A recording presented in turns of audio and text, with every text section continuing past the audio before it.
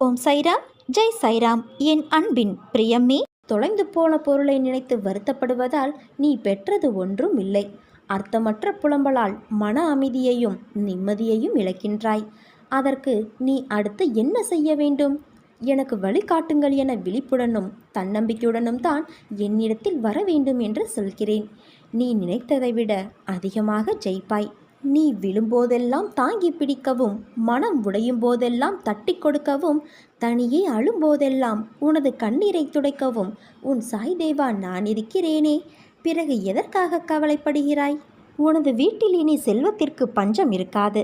அந்த குபேரனுடைய நிதியே உனக்கு திறக்கப்பட்டு விட்டது. அதிலிருந்து 2 பைசாக்களை மட்டும் நீ எனக்காக சேகரித்து வை.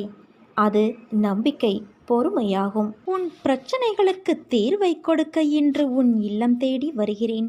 இன்னும் சிறிது நேரமே இருக்கிறது. இனிப்பான செய்தியை உன் செவிகள் நிச்சயம் கேட்கும்.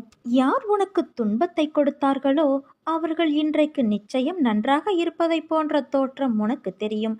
கெட்டதை செய்கின்ற அனைவரும் நன்றாக இருக்கிறார்கள். நல்லதையே செய்கிற நான் கஷ்டப்படுகிறேன் என எரிச்சலோ கவலையோ படாதே. அவர்கள் காலையில் பூத்து மாலையில் வாடும் பூவை போன்றவர்கள். இப்போதுள்ள மேன்மையிலிருந்து விரைந்து கீழே தள்ளப்படுவார்கள். ஆனால் நீயோ விருட்சத்தை போன்றவர். நீ ஆள வேரூன்றி நிற்பாய். அநேகம் பேர் உன்னை ஏமாற்ற வந்தாலும் அயர்ந்து போகாதே. எத்தனை இழப்புகள் வந்தாலும் சோர்ந்து போகாதே. நான் ஆழமாக வேர் விட்டிருக்கும் விருட்சம் என்று சொல்லிக்கொள். நீ மலர்கள் மட்டும் அல்ல, கனிகளையும் தருவாய்.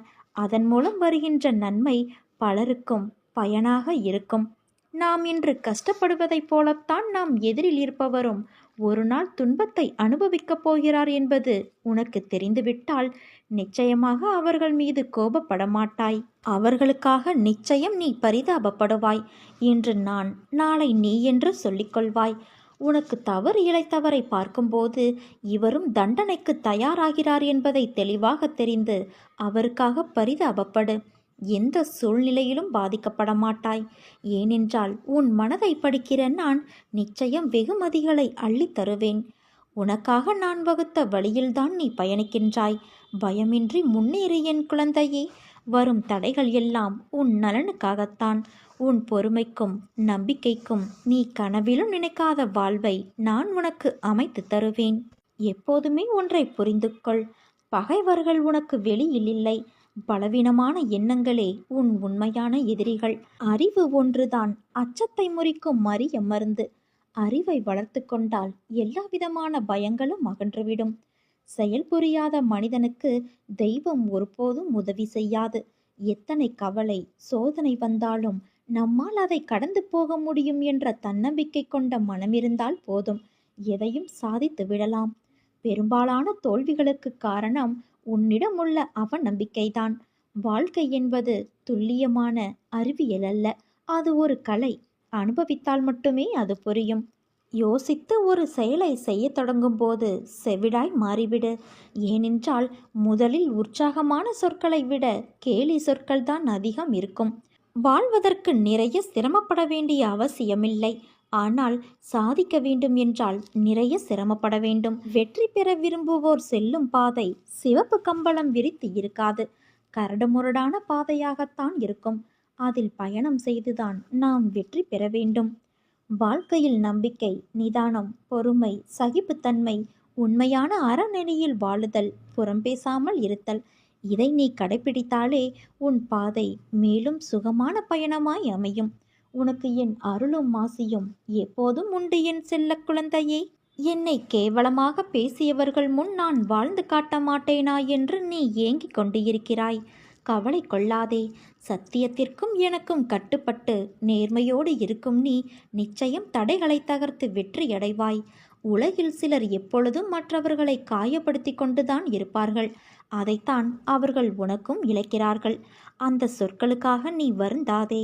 மனதைரியத்தோடு நீ உன் கடமைகளை செய். உன்னுடைய ஆற்றலை தேவையற்ற இவர்களிடம் ஏன் வீணாக்குகிறாய்? இதுவரை உன் மனதில் இருந்த வலி, துக்கம், தோல்விகளால் மனம் வெறுத்து போய் பரிதவித்தது எல்லாம் முடிவுறும். உன் உழைப்பிற்கு ஏற்ற பலன் கிடைக்கும். நிம்மதியும் சந்தோஷமும் அழகாய் பூத்து குலுங்கும் வண்ண மலர்களைப் போல இனி உன் வாழ்க்கையில் என்றும் வசந்தம் வீசும். உன்னை ஏளனமாக பார்த்து நகைத்தவர்கள் முன்னால் கொடியாய் நீ உயர்ந்து நிற்பாய் என் குழந்தையே. அந்த காலம் வெகு தூரத்தில் இல்லை. என் குழந்தையின் நல்வாழ்வே எனக்கு மகிழ்ச்சியை தரும். நிச்சயம் தடைகளை தகர்த்து நீ வெற்றி அடைவாய். நான் அடைய வைப்பேன். கவலைப்படாதே. உன் வாழ்வில் நீ படும் வேதனைகள் அனைத்தும் பொடி பொடியாக உன்னை விட்டு நீங்கப் போகிறது. உன்னை தொடரும் துயரங்கள் அனைத்தும் இன்றோடு விலகப் போகிறது. உனக்கு துணையாக நான் இருக்கப் போகிறேன். இன்று இரவோடு உன் துன்பங்கள் அனைத்தும் முடியப் போகிறது குழந்தையே. நாளை முதல் ஆனந்த வாழ்வை நீ ஏற்கப் போகிறாய். உன்னோடு நான் இருக்க கவலை எதற்கு உனக்கு? என்ன இலை, கனப்பொழுதில் உன்னை காத்தருள்வேன். நீ எல்லா செல்வங்களையும் பெற்று சீரும் சிறப்புமாய் வாழ்வாய். கவலைப்படாதே குழந்தையே. உன்னோடு என்றுமே நான் இருப்பேன். உன் வாழ்வில் ஏற்பட்ட அனைத்திற்கும் பதில் கூற நான் தயாராக இருக்கின்றேன். நீ உனக்கு யாரும் இல்லை என்று நினைத்து அழுத போதெல்லாம் என் வருகையை நீ உணர்ந்திருப்பாய். அதே போலத்தான் நீ சற்றும் எதிர்பார்க்காதவாறு இன்று உன் மனதை மாற்றினேன். நீ சந்தோஷத்தில் திக்குமுக்காடி இருந்ததை பார்த்து பூரித்து போய் பார்த்து கொண்டு இருந்தேன். உன்னை சுற்றி உன்னை உண்மையாக நேசிப்பவர்களை இன்று நீ உணர்ந்தாயல்லவா? என் குழந்தையான உன்னை சிரித்து கொண்டே இருப்பதை பார்க்கும்போது நான் இந்த உலகத்தையே மறக்கின்றேன். உன் மனதில் இருந்த அனைத்து எதிர்மறையான எண்ணங்களும் மறைந்து போகும் நேரம் வந்து விட்டது. நீ பயப்படாதே. வார்த்தைகளில் எப்படி என் தந்தைக்கு நன்றி சொல்வது என்று உன் பரவசமான மனநிலை, உன் அன்பு என்னை ஆச்சரியப்படுத்துகிறது. என் கருவில் நான் சுமக்கும் என் உயிரில் பாதியானாலும் என் உயிராய் தந்தைக்கு இருக்கும் குழந்தை நீதான். என் அருளும் ஆசிர்வாதமும் எப்போதும் உண்டு. நீ நன்றாக வாழ்வாய். உன் அம்மாவாகவும் அப்பாவாகவும் இருந்து என்றும் உன்னை அரவணைப்பேன் என் குழந்தையே. யார் உனக்கு துரோகம் செய்திருந்தாலும் மன்னித்து விடு, மறந்து விடு. உன் நல்ல குணத்திற்கு எந்த குறையும் வராமல் நான் பார்த்து கொள்கிறேன். கடந்த மாதத்தில் பின்தங்கியிருந்த உன் வாழ்க்கை இப்போது முன்னேற்றம் பெறப்போகிறது. காத்திருப்புக்கு கைமேல் பலன் கிடைக்கப் போகிறது. இன்றிலிருந்து ஒரு மாதத்திற்குள் நல்ல மகிழ்ச்சியான நிகழ்வுகள் உன் வாழ்வில் நிகழும். நேர்மறை எண்ணத்தோடு வாழ்வை நடத்து. நடக்க வேண்டிய நிகழ்வுகள் தானாக நிகழும். தடைகள் அகலும். புது வழிகள் பிறக்கும். உடனே இந்த பதிவினை நீ 9 பேருக்கு பகிர்ந்துவிடு. சற்று நேரத்தில் சந்தோஷமான செய்தி உன்னை தேடி வரும். உன் மனம் எப்போதும் இறந்த காலம் அல்லது எதிர்காலம் பற்றியே சிந்தித்து கொண்டு இருக்கிறது. அதனால்தான் உன்னால் நிகழ்காலத்தில் நிம்மதியாக வாழ முடியவில்லை. வாழ்தல் என்பதே இந்த நொடியில் நீ செய்திடும் செயலை பொறுத்தே உள்ளது. நீ உன் வாழ்வில் சகல வளங்களையும் பெற்று சீரும் சிறப்புமாய் வாழ வேண்டுமானால் சிலவற்றை நீ பின்பற்றத்தான் வேண்டும். உனக்கு தெரியாத ஒன்றை பற்றி எனக்கு தெரியும் என்று மற்றவர்களிடம் நீ காட்டிக்கொள்ளாதே. அதை கடைசி வரை தெரிந்து கொள்ளாமல் இருப்பதும் மிகப்பெரிய முட்டாள்தனம். சூழ்நிலையை உருவாக்க சமாளிக்க தெரிந்து கொள். ஏனென்றால் எந்த சூழ்நிலையானாலும் அதை கையாள தெரியவில்லை என்றால் உன்னால் தோல்விகளை தவிர்க்க முடியாது. உன் வெற்றிக்கு நீ மட்டுமே காரணம் என்றும், ஆனால் அதே தோல்வியுற்றால் அதற்கு பிறரையும் மற்ற சூழ்நிலைகளையும் காரணம் காட்டுவது மிகப்பெரிய தவறு. வாழ்க்கையில் நிம்மதி, மகிழ்ச்சி உனக்கு வேண்டும் என்றால் வாழ்க்கையில் உதவிய அனைவருக்கும் அன்பையும் நன்றியையும் வெளிப்படுத்து. இந்த மனநிலை உனக்கு நிம்மதியை அள்ளித்தரும். கடின உழைப்பு, அர்ப்பணிப்பு, சூழ்நிலைகளை அணுகும் முறைகள், விடாமுயற்சி, பொறுமை, கடைசி வரை போராடும் தன்னம்பிக்கை இவையெல்லாம் உன் வெற்றிக்கான படிகள். என் வார்த்தைகள் மீது நம்பிக்கை வைத்து நீ செயல்படு. நிச்சயம் நல்லதே நடக்கும். ஏனென்றால் நீ என் பரிபூரண அருளும் ஆசிர்வாதமும் என் அன்பும் பெற்ற என் செல்ல குழந்தை. கவலைப்படாதே என் தங்கமே. நிச்சயம் நீ நினைத்து கூட பார்க்க முடியாத அளவுக்கு உன் வாழ்க்கை மாறும். உன் தந்தையான நான் மாற்றுவேன். நீ விரும்புவதை விரைவில் பெறுவாய். உன் வாழ்வில் அனைத்து மங்களங்களும் உண்டாகும் என் தங்கமே. கொஞ்சம் நீ பொறுமையாக மட்டும் இரு.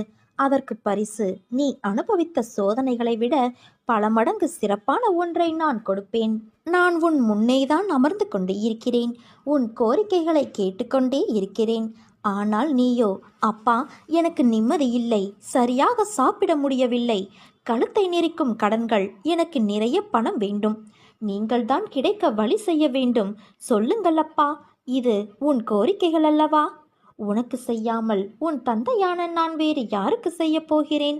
ஆனால் வருவதற்கு முன்பு உனக்குள் இருக்கும் அகங்காரங்கள், அகந்தைகள், மமதைகள், ஆசைகள் இவை அனைத்தையும் தீ வைத்து எரித்து விட்டு வா. அஞ்ஞானத்தால் கட்டப்பட்டு தவித்து கொண்டு இருக்கிறாய். அதற்காக என்னை நீ பரீட்சித்து பார்க்கிறாயா? நான் பாரபட்சமின்றி செய்பவன். யாருக்கும் பேதம் பிரித்து பார்க்க மாட்டேன். அனைவரும் என் பிள்ளைகள். உன் கர்ம பலன் உன்னை இப்படி பேச வைக்கிறது. ஆனால் அதற்காக நான் உன்மேல் கோபம் கொள்ள மாட்டேன். ஆசைகளை தவிர்த்து விடு. உன்னை தேடி அனைத்தும் வந்து நிற்கும். எதற்குமே உனக்கு நம்பிக்கை வேண்டும். எதையும் தைரியமாக எப்படி வாங்க முற்படுகிறாயோ அதை அடைப்பதற்கும் அதே போல உனக்கு தைரியம் வேண்டும். அதற்கான வழிவகையை உன் தந்தையான நான் செய்வேன்.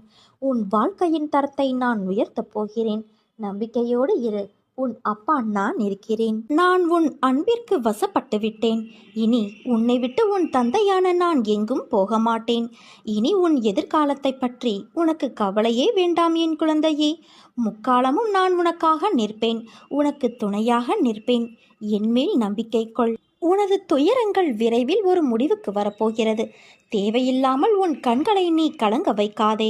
நான் உன்னோடு இருக்கும்போது எதற்காகவும் கலங்காதே. என்னை மீறி எதுவும் உனக்கு நடக்கப் போவது இல்லை. உன்னை நான் தேர்ந்தெடுத்து நான் வசிக்கும் இடத்திற்கு வரவழைத்தேன். எந்த சூழ்நிலையிலும் கலங்காதே குழந்தையே. என் வாக்கு என்றுமே பொய்யாகாது. எந்த சூழ்நிலையிலும் உன்னை நான் கைவிட மாட்டேன்.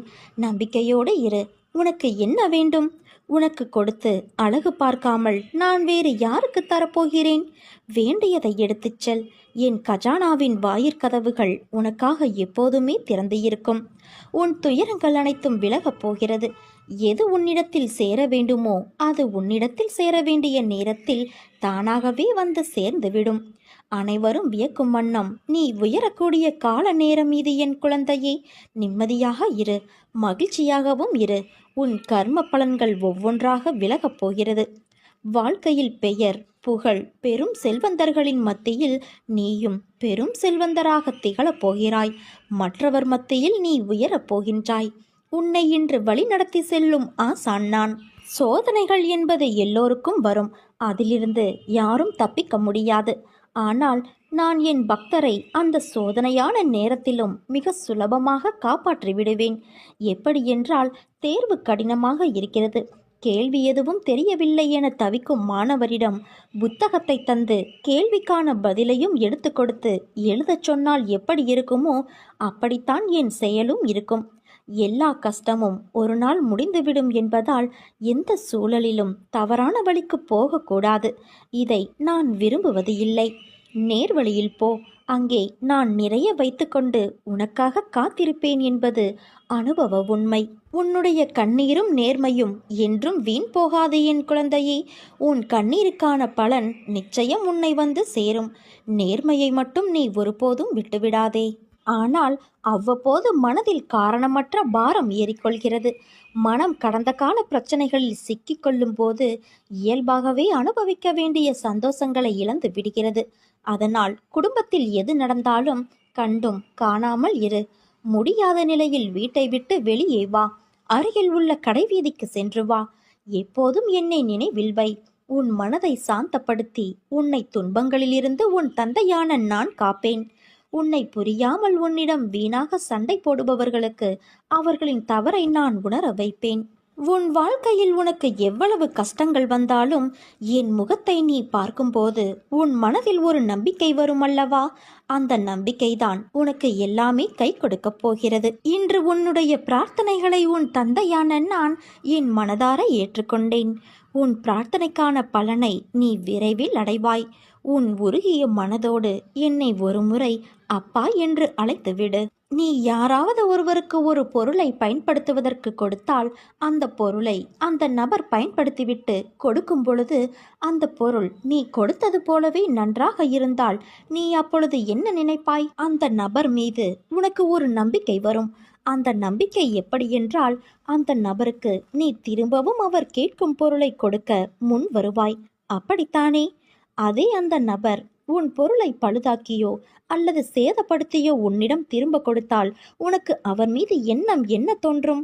அந்த நபர் திரும்ப எத்தனை முறை கேட்டாலும் நீ எந்த பொருளையும் கொடுக்க மறுப்பாய், அப்படித்தானே? ஒவ்வொரு மனிதனுக்கும் இடையிலேயே இப்படிப்பட்ட நம்பிக்கை சார்ந்த செயலாற்றம் இருக்கும் பொழுது இறைவனிடம் பிரபஞ்சத்திடம் கேட்கும் எந்த ஒரு பிரார்த்தனைக்கு எவ்வளவு நம்பிக்கை சார்ந்த செயல்முறை தேவை? பிரபஞ்சம் உன்னிடம் கொடுத்த காற்று, நீர், உணவு, உணர்ச்சி, நிலம் ஆகியவற்றை அது கொடுத்தது போலவே அவற்றை அதன் தன்மை மாறாமல் நீ இதுவரை கொடுத்து இருக்கிறாயா? அல்லது கொடுக்க முயற்சியாவது எடுத்து இருக்கிறாயா?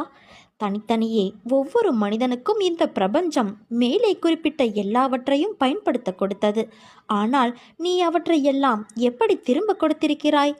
கொஞ்சம் சிந்தித்துப் பார். கொடுத்ததையெல்லாம் சேதப்படுத்தி வைத்து இருக்கிறாய். அதனால்தான் உன் பிரார்த்தனையோ அல்லது உன் வேண்டுதலோ இறைவனிடம் ஏற்றுக்கொள்ள மறுக்கப்படுகிறது. உன் சுய சிந்தனையில் உனக்கு என்றைக்கு இறைவன் கொடுத்ததை நாம் சரியாகத்தான் பயன்படுத்தி இருக்கிறோம் என்று உணர்கிறாயோ அன்று உனக்கு நீ கேட்கும் பதில் கிடைக்கும்.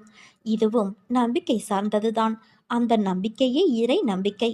உன் சுற்றுச்சூழல் நன்றாக இருந்தால் நீயும் நோய் நொடியில்லாமல் நன்றாக இருப்பாய். நீ உண்ணும் உணவையும் அருந்தும் நீரையும் சுவாசிக்கும் காற்றையும் சுத்தமாக இருக்க கவனி. சேதப்படுத்திவிட்டு திரும்பவும் உனக்கு புது வாழ்க்கை கேட்டால் படைப்பின் சக்தி எப்படி கொடுக்கும்? பிரபஞ்ச கூற்று அனைத்துமே இறைவனின் படைப்பு. அன்பு குழந்தையே, உனக்கும் எனக்கும் இடையே உள்ள பந்தத்தை வார்த்தைகளால் வர்ணிக்க முடியாது. நான் என்னையே மறந்து தியான நிலையில் இருக்கும் தருவாயிலும் கூட உன்னை மறக்க முடியாமல் உன் தந்தையான நான் இருக்கிறேன். ஒருவரும் உன் வாழ்க்கை பயணத்தை புரிந்து கொள்ளப் போவது இல்லை. நீ இங்கு வாழ்வது உன் வாழ்க்கையை வாழத்தானே தவிர ஒவ்வொருவரும் உன்னை புரிந்து கொள்வதற்காக அல்ல. இதை முதலில் நீ புரிந்து கொள். என் தங்கமே, எந்த ஒரு சூழ்நிலையிலும் பட்டினியாய் மட்டும் நீ இருக்காதே. பட்டினியாக இருப்பது நல்லதல்ல. மனம், உடல் ஆரோக்கியம், இறைவனை அடைய மிதமான உணவு உட்கொள்ள வேண்டியது அவசியம். ஒரு புனிதமான நாளில் கூட எனது குழந்தைகள் பட்டினியாக இருப்பதை என்னால் ஒருபோதும் அனுமதிக்க முடியாது. அப்படி உன் உடலை வருத்தி கொண்டு பட்டினி இருந்துதான் என்னை நீ தியானிக்க வேண்டும் என்பது கிடையாது. என் குழந்தையான உனக்கு செய்யாமல் வேறு யாருக்கு நான் செய்ய போகிறேன்?